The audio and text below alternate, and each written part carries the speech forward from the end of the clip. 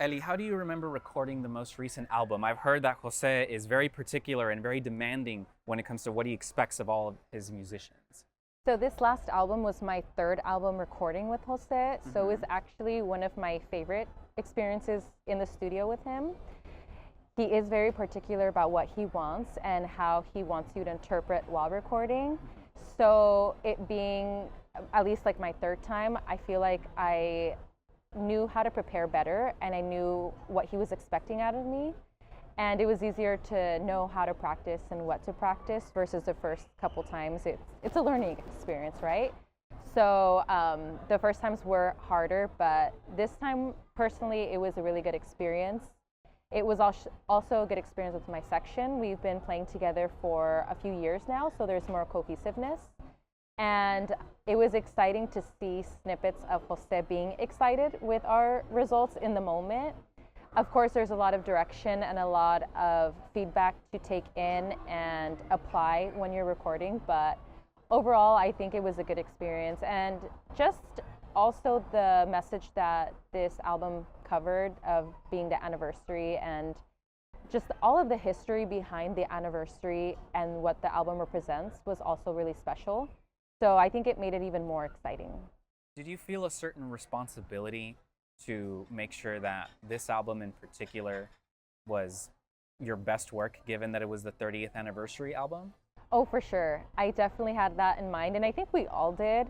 We felt the extra excitement, but also the extra pressure of wanting to live up to our past reinas, who are always reinas, but just wanting to be up to par and try our best in honor of them and the ones that will be incoming as well. You mentioned that you learned different ways to practice for this album. How was your preparation for this album different than the first two that you worked on? I think I practiced definitely more control of my instrument, which is something I didn't know how to do the first couple times. Of course, always practicing with the metronome is so important just because you're recording with the metronome. But definitely this time around, I also practiced dynamics in volume, dynamics in pulling, the difference in pulling for different types of songs. And that's something I didn't do much the first time. I think also, again, having played more years now with my section, with Monica and with Angelica, we already have natural dynamics that we were able to play with in the studio versus our first times we just didn't have that. But definitely play more with dynamics, and that way when Jose is asking you to change how you're playing something, you're better prepared to do it versus at the first times I just practiced with the metronome and that was it, and that made it more challenging. Have you had a chance to listen to the album, in particular to listen to what you know is you on the album, and if so, what is that like? That's a very surreal experience because especially being a guitarron player, I'm the first one to lay down a track. It's just me, myself, and the metronome. So I don't really get to hear what the songs sound like. And once I hear the album, it's like magic because not just with my part. I mean, of course, I hear my part and I see how it interacts with violins. I hear how it interacts with trumpets. I hear how we all interact with each other, and it adds a whole other dynamic to my sound or my part. But in the end, like, it's almost like hearing the album for the first time for me as well, because when the violins are recording or the trumpets are recording, we already laid down the tracks and they're kind of hearing it come together at a later phase versus I'm the very first one. So when I hear the album, it's literally magic. And again, I comprehend more of how and why Jose writes my parts the way he does because I hear it interact with other sections and it just sounds so cohesive and you finally see his final picture. And how did all the things that you learned recording these albums affect the way that you play the instrument on stage and as part of the ensemble? Definitely everything Jose tells us in studio, it's to take with you on stage. He gives you a lot of direction in sound and interpretation. So as a guitarron player, I think I myself included and many people don't think that there's much to it, but then you go into the studio with Jose and he's asking you to pull differently, to pull out a different dynamic, and of course you want to take that with you on stage so you can apply it when you're playing. And same thing as a section, because we record as a section. So when he's asking us to, he calls it to dance differently with each other, or to have a different flow, then we take that with us on stage. And when you're on stage and you're playing, for example, a son, what's the difference between how you pull in that sort of song as opposed to a bolero? It's definitely more aggressive. For a son, you're going to play, or you're going to pull more aggressively.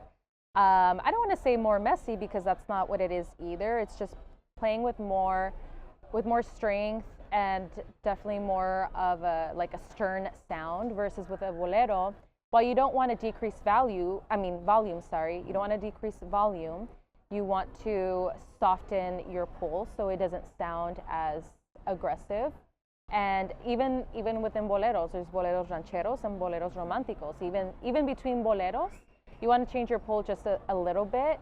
Again, you never want to play with volume too much, because that's not the only dynamic that exists, but just pulling a little bit softer or playing a little bit more with the tempo really helps soften the sound overall. During the concerts, how much back and forth do you have with your section as it pertains to what you're about to do? At this point, there isn't too much back and forth between my section and I. I feel like at first there was, because we still had to learn each other's body language, our face expressions, of maybe when we want to communicate that we're rushing, and you don't actually verbally communicate that. You do it with your eyes, or with your eyebrows, or your shoulders, or whatever way that may be. There isn't too much back and forth anymore, but definitely it was a learning process to get there, as far as learning each other's body language in just becoming more cohesive, or even coming in on downbeats that we do together. Learning how we breathe and how we anticipate that entrance. And when you're on stage, how much attention do you pay to the response that the audience is giving the ensemble? I think as a guitarronist, I'm definitely very observant because I'm consistently playing the whole time. I'm not back and forth like the violins are. I'm not changing parts. I'm not moving around. I'm stationary, so it's really easy for me to become observant of not just my group, because I also feel like I'm part of the audience sometimes. I enjoy watching my compañeras perform. When they go up and sing, I get excited. I feel like I get to enjoy their performances as well. But I do become really observant of the audience, and it's really engaging when they are engaging. But it's also very it's really satisfying to see my compañeras win over an audience. Sometimes not all audiences are engaged initially. Sometimes it takes a minute to warm up, and it's really satisfying to see my compañeras, especially the ones singing, to win them over, and it's just an even better feeling. If the audience is responding in a rather tepid manner, is there something that you as a guitarron player can do to try to get a certain reaction out of them to turn the energy up in the building, or is that something you do more so as an ensemble? We definitely do that more as an ensemble, and I'll definitely credit my compañeras that sing more towards winning an audience. The most I could do is just smile and try to actually connect with people more individually, which is kind of hard because we always have lights on us. So the audience is rather dark. We can't see the audience as individuals most of the time, but I do try to take my time to smile and to look at them. But again, I credit my compañeras who are singing definitely more to winning them over. And the last topic I want to discuss are the Cerritos Christmas shows. As you well know, it's unique because you're performing with Sol. A and B, you're playing mariachi music through this lens of Christmas. So what do you make of that whole experience? Cerritos is definitely very special. Jose is such a creative person on and off stage, or in and out of music. So seeing him express his creativity, and I want to say him and his family because it really is a family production, seeing everybody's creativity and work come into a concert that is specially designed for Sol and Reina is very special.